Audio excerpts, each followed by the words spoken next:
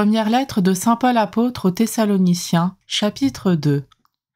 Frères, vous le savez bien vous-même, notre venue chez vous n'a pas été inutile. Nous venions de souffrir et d'être outragés à Philippe, comme vous le savez. Nous avons cependant trouvé en notre Dieu pleine assurance pour vous annoncer, au prix de grandes luttes, l'évangile de Dieu. Et quand nous vous exhortions, ce n'était pas avec des doctrines fausses, ni des motifs impurs, ni par ruse. En effet, pour nous confier l'Évangile, Dieu a éprouvé notre valeur, de sorte que nous parlons non pas pour plaire aux hommes, mais à Dieu, lui qui met nos cœurs à l'épreuve. Jamais nous n'avons eu un mot de flatterie, vous le savez, jamais de motif intéressé, Dieu en est témoin, jamais nous n'avons recherché la gloire qui vient des hommes, ni auprès de vous, ni auprès d'autres personnes. Alors que nous aurions pu nous imposer en qualité d'apôtres du Christ, au contraire, nous avons été pleins de douceur avec vous, comme une mère qui entoure de soins ses nourrissons. Ayant pour vous une telle affection, nous aurions voulu vous donner non seulement l'évangile de Dieu, mais jusqu'à nos propres vies, car vous nous étiez devenus très chers. Vous vous rappelez, frères, nos peines et nos fatigues.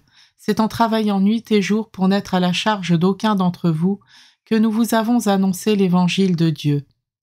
Vous êtes témoins, et Dieu aussi, de notre attitude si sainte, si juste et irréprochable envers vous les croyants. Et vous savez bien que nous avons été pour chacun de vous comme un père avec ses enfants. Nous vous avons exhorté et encouragé, nous vous avons supplié d'avoir une conduite digne de Dieu, lui qui vous appelle à son royaume et à sa gloire. Et voici pourquoi nous ne cessons de rendre grâce à Dieu. Quand vous avez reçu la parole de Dieu que nous vous faisions entendre, vous l'avez accueillie pour ce qu'elle est réellement, non pas une parole d'homme, mais la parole de Dieu qui est à l'œuvre en vous les croyants.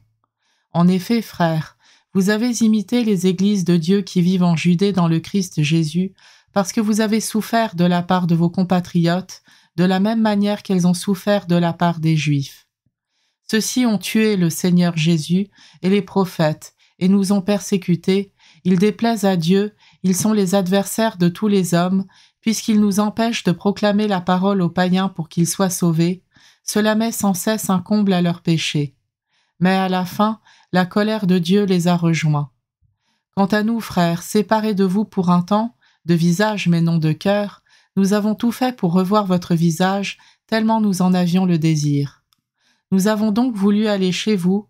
Moi, Paul, j'ai essayé une fois, même 2 fois, mais Satan nous en a empêchés.